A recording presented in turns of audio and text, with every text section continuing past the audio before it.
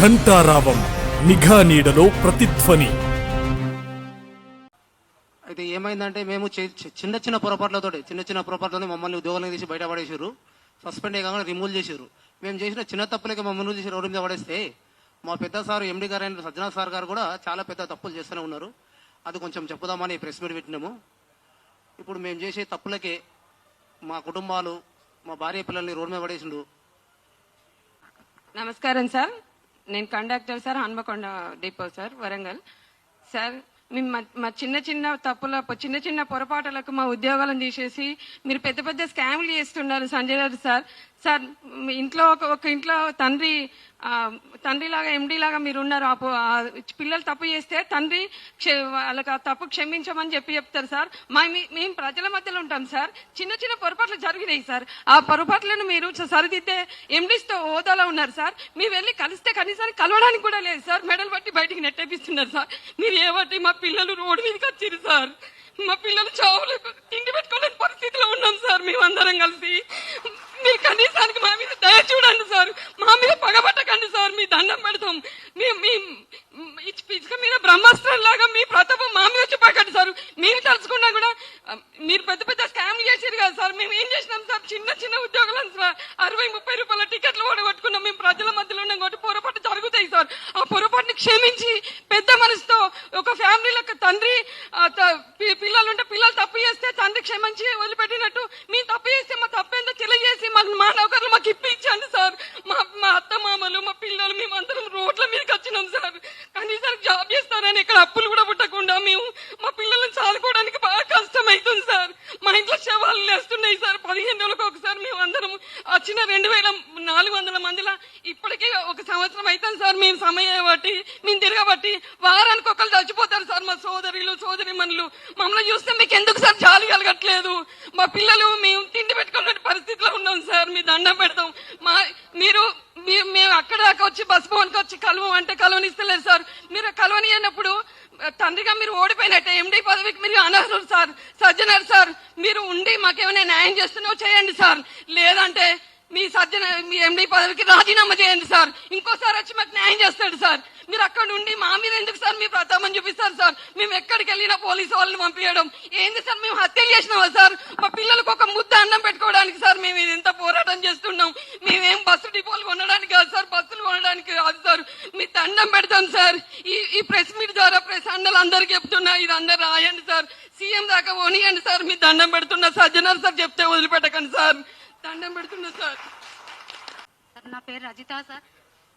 నా పేరు రజిత. నేను హన్మకొండ డిపోలో కండక్టర్గా చేసిన సార్. మా చిన్న తప్పులతోటి మమ్మల్ని సస్పెండ్ చేసిరు సార్.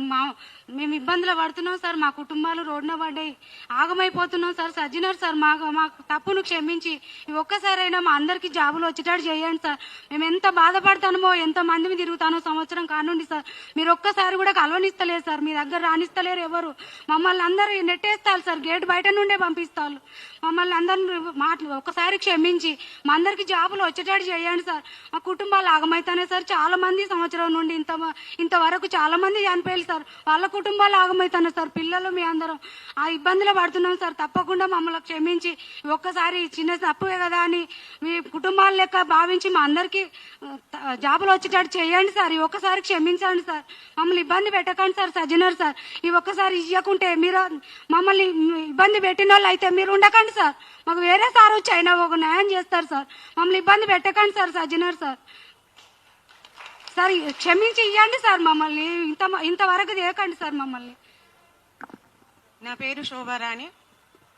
నాది హన్మకొండ డిపో, లోకల్ డిపో. మేము ఈ ఉద్యోగాలను చేరి చిన్న తప్పుల వల్ల మమ్మల్ని ఉద్యోగం నుండే రిమూవ్ చేశారు. సజ్జనార్ సార్, మీ తప్పులు ఎన్నో ఉన్నాయి, మేము ఎదిరించదలుచుకోలేదు. కాకపోతే మా కుటుంబాన్ని ఆలోచించి మా తప్పులను క్షమించి చనిపోయిన వాళ్ళకి అటువంటిది, ఉరిశిక్ష తీసిన వాళ్ళకి అటువంటిది క్షమాభిక్ష అనేది ఉంటది. మాకు ఒక క్షమాభిక్ష అయినా పెట్టాలి. మా పిల్లలు మేము రోడ్ల పడుతున్నాము. మా ఇంట్లో నేను ఒక్కదాన్నే చేసుకోవాలి. నాకు హస్బెండ్ కూడా లేడు. ఈ జాబు వల్ల నా పిల్లలు నేను నడి రోడ్డు మీద పడ్డాం సార్. మాకు ఈ ఒక్కసారి మాకు క్షమాభిక్ష పెట్టి మాకు చిన్న చిన్న తప్పుల వల్ల మమ్మల్ని అందరినీ రిమూవ్ చేసిండ్రు. మమ్మల్ని చేయాలనుకుంటే ఏదన్నా చిన్న శిక్ష విధించి కొన్ని రోజులు రిమూవ్ చేసి తీసుకోవచ్చు, మొత్తం ఉద్యోగం నుంచే తొలగించిండ్రు. దీనివల్ల మీకు ఏం లాభం జరుగుతుంది సార్? మా జీవితాలను ఆగం చేస్తే మీకేం న్యాయం వస్తుంది? మీకేం ఉంటది సార్? ప్లీజ్ సార్, మమ్మల్ని ఉద్యోగంలోకి తీసుకొని మమ్మల్ని ఉన్న కార్మికులందరినీ మమ్మల్ని ఉద్యోగానికి మళ్ళీ పిలువవలసిందిగా కోరుకుంటున్నాము. మా బాధ మీరు పడితే తెలుస్తాయి సార్. మేము ఎన్ని బాధలు పడుతున్నామో, మా ఈ కుటుంబాలు ఎంత రోడ్డున పడ్డాయో, ఎంత విలపిస్తున్నామో. మేము బయటికి పోయి అప్పు చేసుకోలేని పరిస్థితి, పిల్లలను చదివించుకోలేని పరిస్థితి, పిల్లల పెళ్లిళ్ళు చేస్తే పిల్లల పెళ్లిలకు కూడా అప్పు కూడా చేసుకోలేని పరిస్థితిలో నడి రోడ్డు మీద పడ్డాం సార్. ప్లీజ్ సార్, మాకు ఈసారికి క్షమించి మా అందరికీ ఉద్యోగాలు ఇవ్వాలని కోరుకుంటున్నాం sir. G Dharmapuri, Asifabad depot conductor. చిన్న పొరపాటుకు నన్ను సస్పెండ్ అయిన రిమూవ్ చేసిండ్రు సార్. నాకు 2 ఆడపిల్లలు సార్. తల్లిదండ్రి చేతగాని పెద్ద మనుషులు సార్. ఇప్పుడు 5 సంవత్సరాలు అయింది సార్, ఉద్యోగం లేదు సార్. ఇల్లు గడవడానికి కష్టం ఉన్నది సార్. నా బిడ్డలు, నా భార్య, నా తల్లిదండ్రులు ఏదో ఘోరంగా హింసపడుతున్నారు సార్. నేను కూడా ఇంటికి పోలేక పరిస్థితులు ఉన్నా సార్. ఇప్పటి వరకు 20 మంది అయితే మా ఆర్టీసీ కార్మికులు చనిపోయారు సార్. నాది కూడా అదే గతి అనేది ఆలోచన వస్తుంది సార్. మానసికంగా చాలా కుంగిపోతున్నా సార్. దయచేసి సార్ దండం పెడతా సార్, నువ్వు దేవుళ్ళ ఎక్కడి నుంచి మా ఉద్యోగం పనిష్మెంట్ ఇచ్చన్నా కానీ ఉద్యోగం ఇవ్వండి సార్. ఇక ముందు తప్పులు చేయం సార్. మీతోని కానీ ఏడాలుంటే ఇంకా వేరే ఎవరైనా సార్ కన్నా నాకు అయిపోయింది సార్. ఇంత ఘోరంగా హింసించకండి సార్, దండం పెడతా సార్.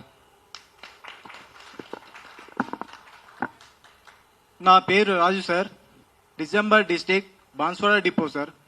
నేను 50 రూపాయలు ఫ్రాడ్ చేసినానండి. నన్ను డ్యూటీ నుంచి తీసేసి సార్ 5-6 ఇయర్స్ అవుతుంది సార్. నాకు చిన్న పిల్లలు ఉన్నారు సార్. దయచేసి నా ఉద్యోగం నాకు ఇప్పించండి సజ్జన సార్ని కోరుతున్నాను సార్.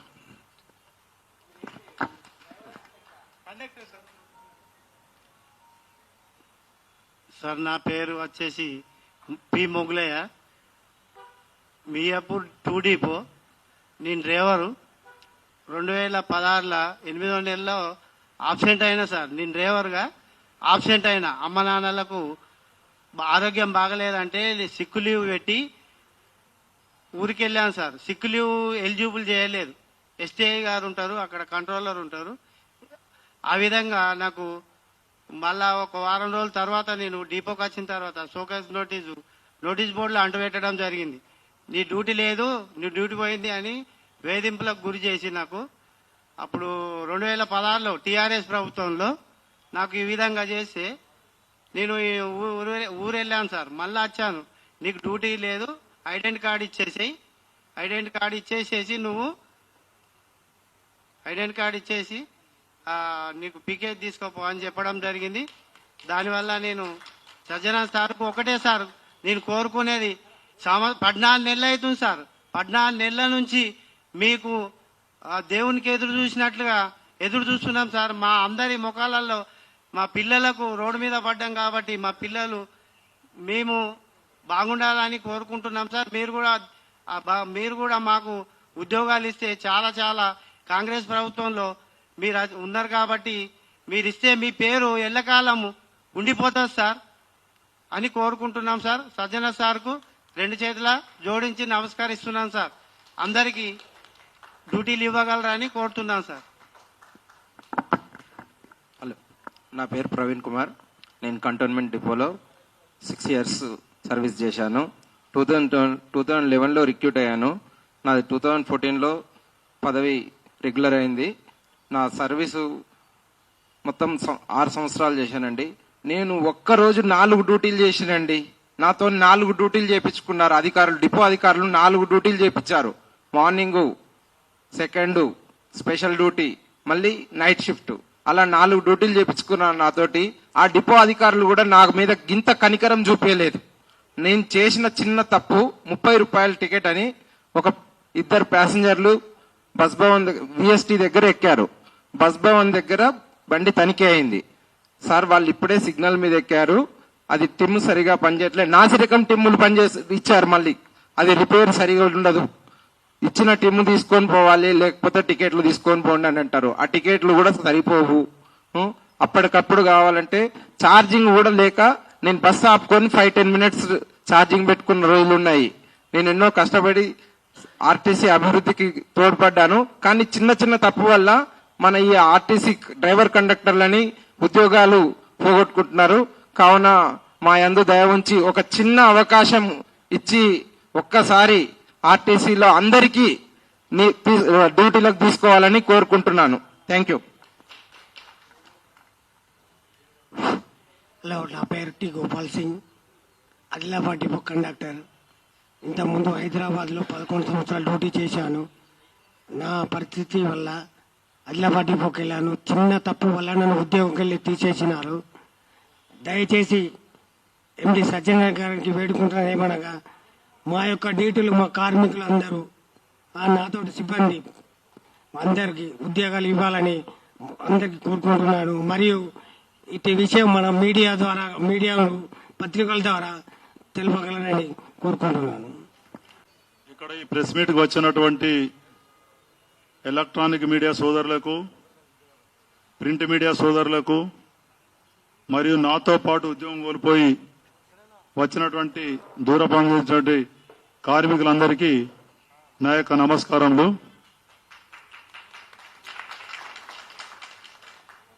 ఇప్పుడు ఈ మీడియా సందర్భంగా మా సోదరులు వాళ్ళకు జరిగినటువంటి అన్యాయాన్ని వాళ్ళు మీకు ఏకరు పెట్టినరు.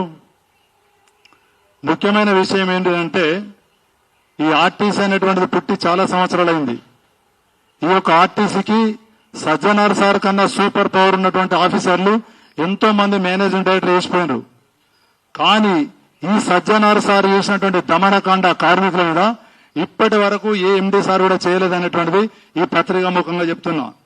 ఎందుకనంటే ఇక్కడ ఉన్నటువంటి సోదరులందరూ వాళ్ళు కరప్షన్ చేసిండు, వాళ్ళు ఫ్రాడ్ చేశానంటే, ఇప్పుడు ఈ ఫ్రాడ్ కరప్షన్ అనేటువంటిది గత 15 సంవత్సరం ఈ కరప్షన్ అనేది ఎప్పుడో పోయింది.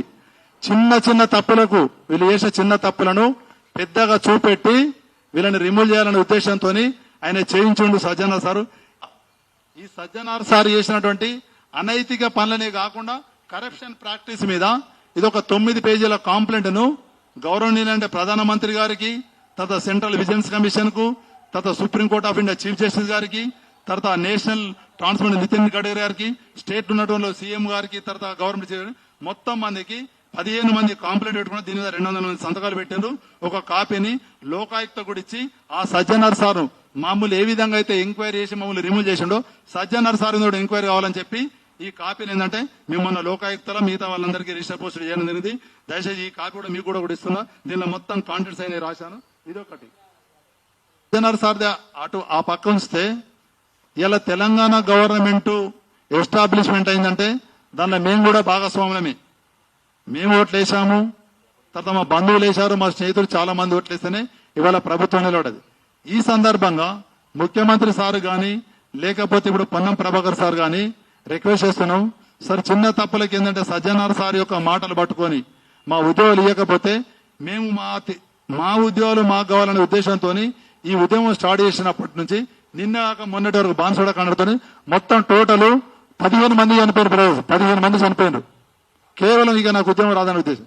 ఇది రోజు రోజుకి ఏంటంటే సంఖ్య పెరుగుతుంది సార్, సంఖ్యను ఆపనని చెప్పి మనటి లాస్ట్ అంటే మేము ప్రతి మంగళవారం నాడు, ప్రతి శుక్రవారం నాడు దాదాపు ఒక 20 సార్లు మేము ప్రజాభవన్కి అప్పేర్ అయినాం. ఈ విషయం చిన్నారెడ్డి సార్ చెప్తే చిన్నారెడ్డి సార్ కూడా ఏమనంటే అటువంటిది కానీ ఏదో విధంగా చేసి మీకు నౌకర్లు వస్తాయని చెప్పాడు. ఇవాళ మేము ప్రొద్దున కూడా ఏంటంటే మన స్టేట్ కు ఉన్నటువంటి additional labour commissioner Gangadhar sir కూడా కలిసి మా యొక్క బాధ చెప్పినాం. తర్వాత మహిళా కండక్టర్ కూడా చెప్పారు ఇది చిన్న తప్పు అంటే మేము దీన్ని ఏదో విధంగా చేస్తామని చెప్పి అనడం జరిగింది. సార్ సీఎం సార్ మీరు దయచేసి ఆలోచించాలి. మీరు ప్రజాపాలన ప్రజల సంక్షేమాల కోసం పెద్దపీట ఎత్తంటే మా బాధ చెప్పుకున్నప్పుడు మీ సెక్రటరీలో అడుగుపెట్టని ఇవ్వకపోయినాక ఇదేం పద్ధతి? మరి అదంతా నేను వచ్చినటువంటి మరి అదంతా మంది ఎందుకు ఉన్నారంటే వాళ్ళు వస్తారు, వాళ్ళు ఏంటంటే అందులో 1000 మంది ఉన్నారు. వాళ్ళందరే వాళ్ళు వేరు మీరు వేరు, మిమ్మల్ని కన్సర్న్ మంత్రి రానియకున్నాడని చెప్పి బస్ భవన్కి పోతే పోలీసు వాళ్ళని పెట్టాడు, ప్రజావానికి పోతే ప్రజావాణిలో ఒకటైన తర్వాత మీరు అయిపోయింది వాళ్ళే కొడతారు. తెలంగాణ సెక్రటేరియట్ అంటే ప్రతి వాని యొక్క బాధ గురించి అక్కడ ఒక డిస్కషన్ దాంట్లో కన్సర్న్ మినిస్టర్ అక్కడికి పోతే కూడా అక్కడ పోలీసు వాళ్ళు కొట్టు. అంటే సజ్జనార్ సార్ అన్నట్టయినా ఉద్యోగం నుంచి తరిమేయడమే కాకుండా మాకున్నటువంటి హక్కులను కూడా ఆయన కాల రాస్తున్నాడు. దాదాపుగా 390 మంది ఉన్నారు. ఇంకా 390 మంది వీళ్ళంతా ఇంకా చాలా మంది రాలేదు, చాలా మంది ప్రజాభవన్ ఉన్నారు.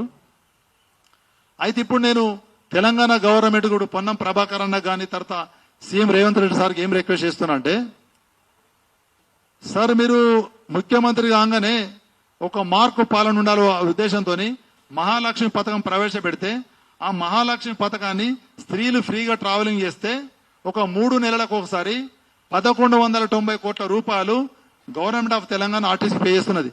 1190 కోట్లు ప్రతి 3 నెలలకు ఒకసారి.